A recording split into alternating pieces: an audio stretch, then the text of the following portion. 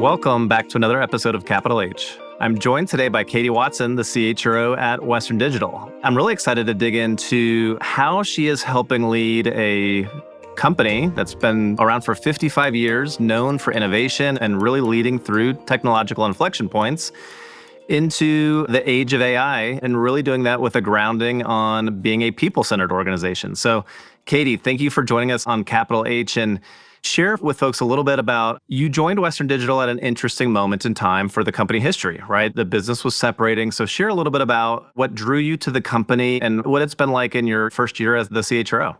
Yeah, thank you, first of all, for having me on today. Really happy to be here. I joined Western Digital 18 months ago.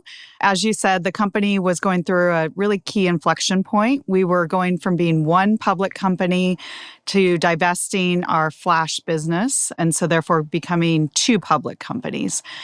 And we knew that the former CEO and former head of HR were both going to that side of the business, what we call flash.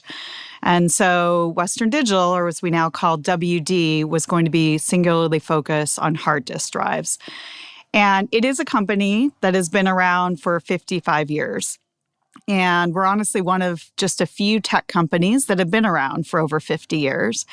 And that is one of the two things that drew me. It was this unique opportunity of how do you take a long-established company that has truly just been an icon in Silicon Valley, just core to the technology infrastructure, but help us pivot and continue to innovate in a different way so we hopefully are around another 55 years. And when I first met Irving, who is the CEO, that was one of the key things we talked about, is how do you take this well-established company, create the right culture, the right business environment, and make sure that then we innovate and deliver to our customers so that way we can be one of the few tech companies who survive 100 years. And that felt really exciting. The second thing was Irving himself. He's a really inspirational leader. I've been a CHRO twice before. This is my third time.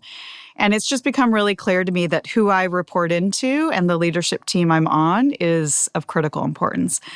And what I liked about Irving is he was very visionary. He had a strong sense of where he wanted to take the business and was willing to make tough decisions, but he also really put employees at the center. And I think that's a rare combination where you are clear strategically and will make trade-offs, which at times are difficult, but you also really ground in on what do employees need and what matters to them. And for me, that just felt like a perfect combination. I think everything you just shared, I have to imagine folks are going to listen and say, I want to be in that environment, right? Because I think in this moment of time where people are facing uncertainty, whether on a macro level or an individual level, having an inspirational leader who can set a vision and does so in a way that's showing up with an understanding of grounded on people, right? You feel like I have a vision that inspires me and I know that the organization is going to take care of me and look out for me. So Katie, I would love to hear, obviously that was like what drew you to it. How's the first 18 months been? Like, what are some of the things as you settled into role that you then said, okay, as the CHRO, there's things I have to do for my function in support of the enterprise. And then there's things I have to do with how I show up for the workforce and my peers on the C-suite. So where did you kind of start with that as the backdrop for what drew you to the company? Yeah. So in my 18 months, the first 3 months were sort of preparing for the split.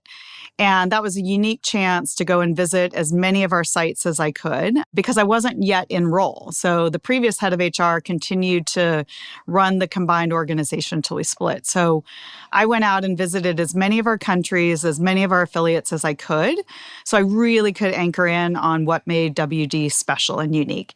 I talked to folks in Thailand and Malaysia and Japan, I mean, all around the world. And that was really helpful as I then set out to think about what should HR deliver. Then it became clear we had to rebuild the HR function. And that was important because for all of G&A, half the employees went to the flash business and half stayed on the hard disk drive business. So we basically had to rebuild a whole HR leadership team. We had to look at our operating model and what was needed for this new organization. In March then of last year, we officially split. It was actually the end of February, but we'll say March. That became a really fun, galvanizing moment for this 55-year-old company. It was almost like we were kind of reborn. It was more than I expected. And Irving laid out a new company strategy. And then I got to lay out a people strategy with that too, including saying we needed to change our culture and our core values.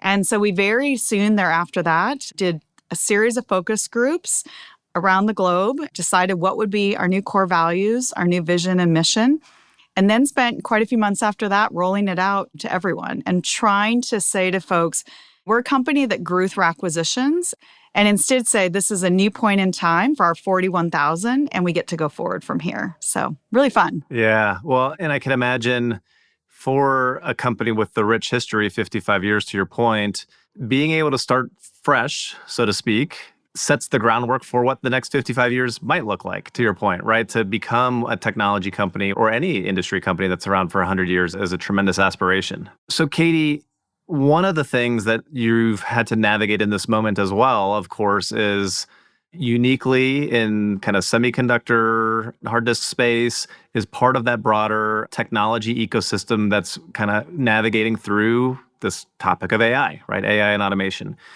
And I think what's also unique about the business, right, is the mix of knowledge workers and kind of manufacturing background, because there's a history of what I'll call automation, right? Things in factories and evolving jobs to do things differently as the result of technology, and how you then take the company through the next evolution of that, right, into other roles. So can you share a little bit about what you've said is it's really critical to define like what must remain human, right? And what do we want the humans in our workforce to do that are beneficial to the humans that are our customers? How are you kind of leading that kind of mind shift or that approach within the organization? Yeah, it's funny. I think back 18 months and we weren't even talking about AI. And I feel like now it is all consuming. That is what I wake up thinking about. It's what I go to bed thinking about.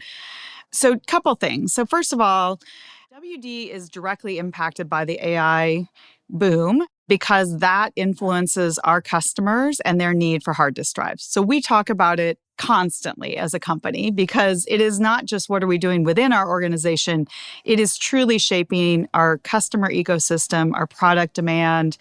It gives us visibility out 3 years from now in terms of what we need to be delivering. So that is both wonderful and daunting because it's moving so fast. On the employee front, then, it's how do we decide what we want to do with our workforce to best optimize AI? But as you said, my core tenet is how do you not lose the people? How do you not lose what has uniquely made them join and stay at WD for 50 years in some cases? How do you not lose that purpose of their work and their meaning that they get out of it? And so I'm excited to be on the journey with our CIO and to think about, as we consider technology, how do you make sure that you first consider what's the outcome you're trying to achieve? And specifically, then, where do you keep employees in that loop? Because it would be easy to just say, I can go buy off-the-shelf AI, I can use agents, and it will take away a lot of the work. It could be quality work, it may not be. But I would argue you also then have disenfranchised an entire workforce if you weren't intentional in that. What you said, Kyle, is really important. It is different for manufacturing employees than knowledge workers, no question. And we have been using AI and just broad-based automation in manufacturing for many years. One of our factories in Thailand is what we call lights out. So that truly means there's no employees in parts of the factory. And those employees instead, over a multi-year journey, were upskilled and learned how to take on new, more advanced responsibilities. And so now they're overseeing the machines that do it. I think what was also unique as I visit our site in Thailand is they talk about how they decided where to use automation. And I think what was powerful is they asked employees. They didn't just sit from the top and decide. And so imagine being in a factory 12 hours a day. You can imagine that's very physically demanding. And so as maybe anticipated, people said, hey, I don't want to have to lift and pick up things all the time. I don't want to have to bend frequently as I scan all these hard disk drives. I mean, millions of hard disk drives. Yeah. And so they said, wow, this is a perfect place for a robot. And there was no such robot. So then they worked with our engineers in Japan and they built this robot. So when I visit that, I feel deep sense of pride. And pride because Here it came from employees. They were invested in the decision. It made their lives better.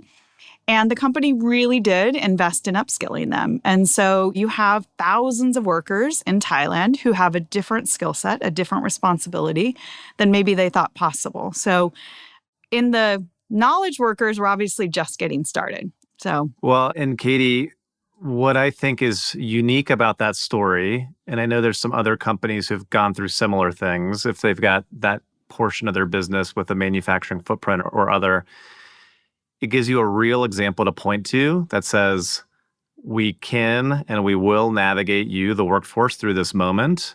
Look over here. We've done it before, right? Because there's plenty of companies who say upskilling or reskilling is a priority, and then they don't follow through with the action, right? Whether because they don't know how or because they just end up saying, they say it and then they don't do it, whatever the reasons may be. And so what's powerful for you all is that you can point to an example to the knowledge workers and say, you may be anxious with what's happening. By the way, we're all still figuring out what's happening with these new AI and automation capabilities in the knowledge worker space, but we've done it before. Let's do it together. I think the second thing from your story as well was, how do you engage the workforce? I've heard very few leaders who actually start with saying to the workforce, give me your pain points, and that's where we'll point these AI and automation capabilities at first.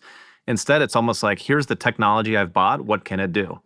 Those may match, right? The technology capabilities and the pain points, but they may not, especially if you're not intentional about it. And so you've got some powerful lessons learned that I think others can take away, even if they're not in a manufacturing environment, right? Involve the employees, figure out their pain points, fix that first, and help them see what the upskilling journey looks like. yeah, I think that is so important. It is very easy to say, oh, this technology is available. Let me just add it. But then you're doing something to people versus engaging them in the process and having them own it. Just last week, we met with all of our VPs, so the top 100 leaders in the company, and we did exactly that. We said, what are some of the key pain points across the business? And we spent almost a half day doing a deep dive. Some of them were in core engineering, some of them were in the sales and go-to-market. And we said, let's really dissect this. And from that, then we're deciding what are 2 use cases or lighthouse use cases across the company that then we're going to put money and people behind and try to tackle those, in part using AI, in part using process redesign. And so once again, hopefully we found the right balance of asking people what matters most before we start. And Katie, I'd like to dig into part of what you just said, which is process redesign, right? This is not simply here's the tools will help with your pain point. The process or the workflow may change, then the role of the person might change. So share a little bit about how you're helping people understand that journey and laying out it's the combo of the tool, it's the combo of the process redesign, your role and responsibilities may change, and here's how we want your feedback along the way to design whatever comes next. Yeah, I think for WD in particular, because we've been around 55 years, we really have to say, start from scratch. I mean, we have so many processes that are legacy and have built up from different acquisitions. If we try to just add technology to that, it will be incredibly ineffective. We'll have this fancy AI that does terrible work. So in order of operations, I say, think about the people, think about the outcome, and then you worry about the tech. That's the third. And, it's funny, I worried that people would struggle with that idea. And yet, just last week, when we asked the VPs, it was sort of liberating to folks to say, it's a blank sheet of paper. Design, what do you want our go-to-market process to be? Pretend we don't have anything today. I think they liked it. Now, when we get into doing some of that tough work, maybe that's when the rubber meets the road, because people say, but we've always done it this way. I think it's somewhat liberating, honestly. It does take more time, way more time, but I think you'll get a better outcome. Yeah. Well, Katie, the fact that people felt liberated gets back to some of what you've noted around the culture, the mission, the vision, the values, kind of some of those things that you all have been doing as an independent company now or as a separate company. So can you share a little bit about how you all are being deliberate in whether it's creating that psychologically safe space or creating the trust, right, for people to engage? Like, are there specific things that you as a C-suite collectively have to make sure you're aligned on to say, when we show up in front of the VPs. We want to show up this way so they engage in doing kind of the work and delivering the outcomes that you all are hoping for as a leadership team. I do think that's really important. I do think we have to be clear with employees that we will be going through a transformation. I think you have to be honest. I think you have to acknowledge that we need their help as part of this. We have to be truthful that we are committed to upskilling them and creating a culture where they can contribute to it, and hopefully they learn and get better. But you also have to say, yes, there will be shifts in work, and hopefully we come on this journey together, but maybe some people ultimately do decide it's not right for them, or we make that decision. We have a long tenured workforce. So the average employee has been at WD 14 years. And if I go to certain countries like Japan, it's closer to 25 Wow. years. That is very different than other parts of Silicon Valley. And so I think we just have to give more time for people to feel that they can express their concerns, to feel that they are brought along on the journey, and to be honest, even see what's in it for them. If I could give one example, I actually had a kind of a nice breakthrough the other day with a really long timer who I think was pretty resistant to AI and just overall how the company was changing. And what he ultimately realized is this was a chance for him to kind of crystallize his own legacy. And that was a different way of thinking about it. Like for him, AI could actually almost document everything he's been doing in his Sure. 34 years. So then it gets passed on to the next generation. So he's acknowledging he's probably ready to retire soon. And it was like, okay, this is a total 180 from maybe how he was initially feeling like you're disrupting everything I've done to instead seeing it as this preserves my legacy and what I want this hard disk drive space to know forever. So Yeah, which gets to this framing of what is in it for the every individual, right? And sometimes people will do the broad sweep of, oh, well, this generation wants this or that, but it's everyone is different. Everyone's human within generations, right? And some person might need to know this is for my legacy. Some other person in the same generation and tenure might say, well, I'm just worried about getting to retirement and my financial well-being. Other end of the spectrum, early career maybe is like, I'm just starting my career in the midst of all this uncertainty, right? And so, however you help navigate the right messaging for folks to get them onto the journey is huge. Now, Katie, amidst all this, I think when people talk about culture, it's like the way we show up, the way we work, the way we behave. And then there's often systems that you build around that. How are you all thinking about what this means to performance or rewards or the other things that help reinforce the mindset and the culture shift that you're essentially leading 40,000 plus people through?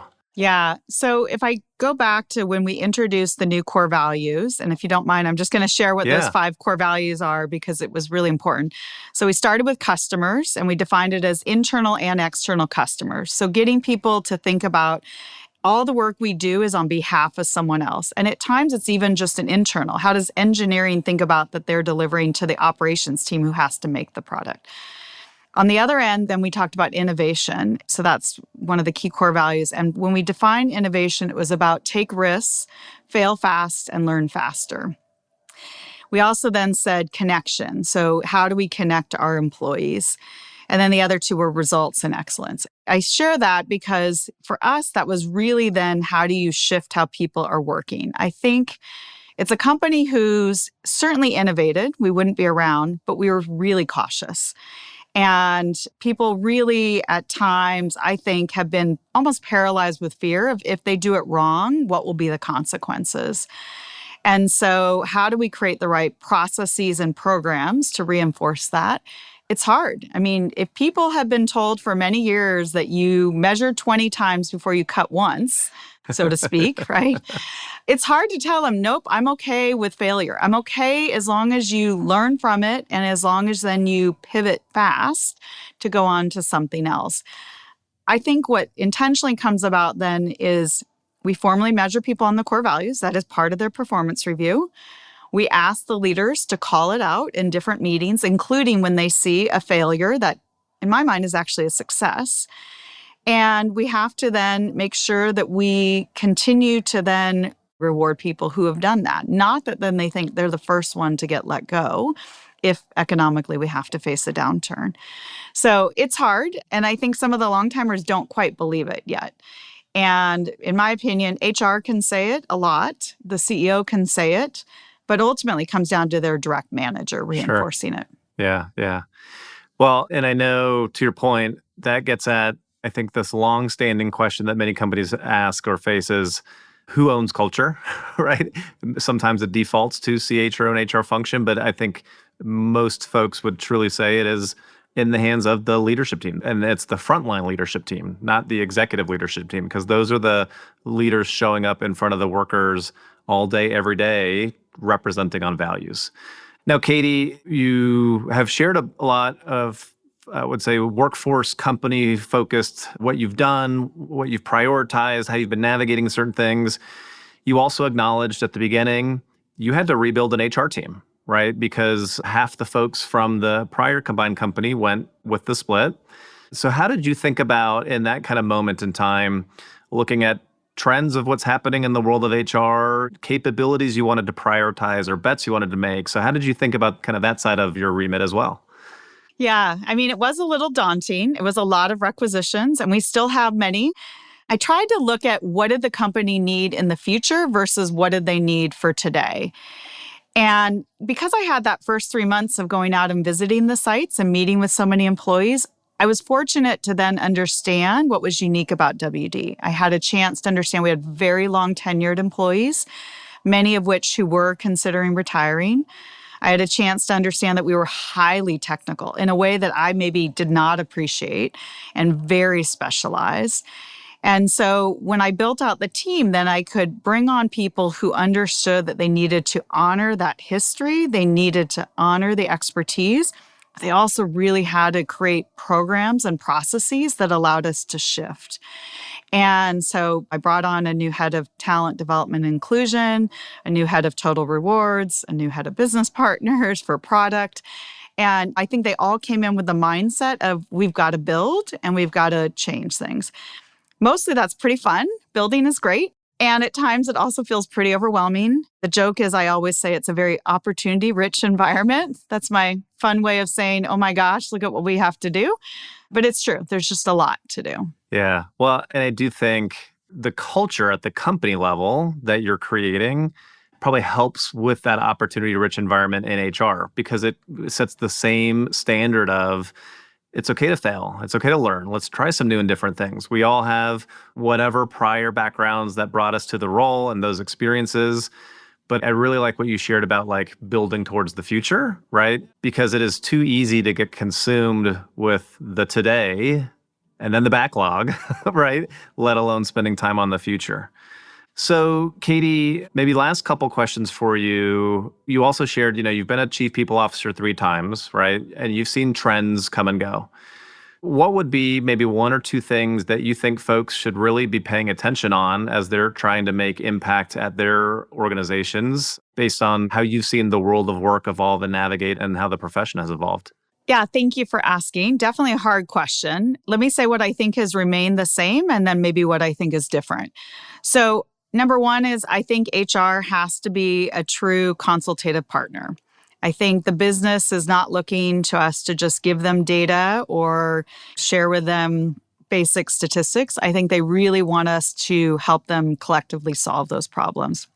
In HR, we've always been talking about how to have the strategic HR business partner, how to have that forward-facing person who really is there helping shape where the business goes. I don't think that's changed. And if anything, because those leaders themselves are facing so much outside pressure due to AI, we really have to be there with them arm in arm as they solve those important workforce decisions. What I think maybe is different is HR more than ever really has to be bringing true kind of empathy and care. And I think we've always said that, but I think now we have to acknowledge that all of our employees are more fearful than they've ever been. And so how do we show up in a really human way? How do we acknowledge we ourselves are going to use AI, but how do we do it in a way that then we still allow our own HR team to have the direct contact with employees, direct contact with the leaders? We have to source differently and staff differently to do that. But I think that's key because we have a different workforce fear than maybe we had over the last 20, 30 years. We were talking a lot about how the broader organization needs to transform for AI. I think it's really important that we in our own function in HR have to transform as well. And it's interesting because we were saying, or I was sharing with you, that WD is trying to create risk taking and be open to failure. I think even within our own team, that can be hard at times. We have been the steady support of the organization. We have been the ones that are there when employees need us, when leaders want a confidant. So I think we have to be more open to experimenting ourselves and being willing to also just lean in and try AI, try different forms of technology. That's hard. And I just want to say, we have not unlocked that yet. It's something I talk with my team a lot about. How do we lead the path? And if any other CHROs have solved that, I certainly welcome their input because we need to lead the journey. And I think sometimes we're actually one of the hardest groups to go through the evolution. Yeah. Well, and one of the things that I think it's always telling that technology vendors and leaders in other functions often think, oh, I can do HR's job or I can bring technology in to solve this. And if you think about the world of the HR function, there are major regulatory and compliance and employee privacy data considerations that if you get that wrong with technology that's new, you have a major brand reputation damage and or financial. And no one wants that, number one. And because of that, number two, then it becomes this, what does the right form of innovation and risk taking and things look like, especially with AI and automation, given all the dynamics. We have countries doing different regulatory requirements that you're just like, okay, is it coming? If yes, when? What's the implication? In the US, there are states doing different requirements. It's like, where am I going to place my bets in a way that's smart, that allows me to make progress, to lead from the front, right? But also do it in a way that still protects the core of what employees want from the function, which is pay me on time, give me my benefits, give me the tools to do my work, right?